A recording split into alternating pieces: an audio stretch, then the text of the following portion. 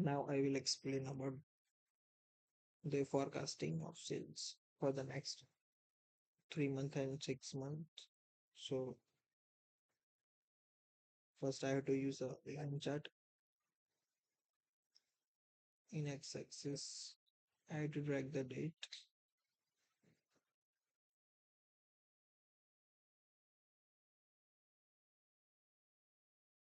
sum of sales in y-axis.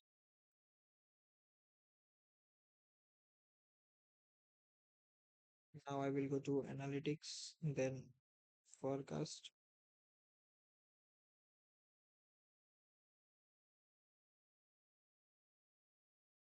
units, month.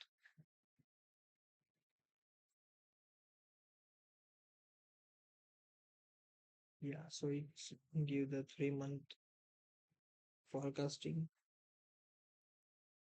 Now if I copy paste this chart,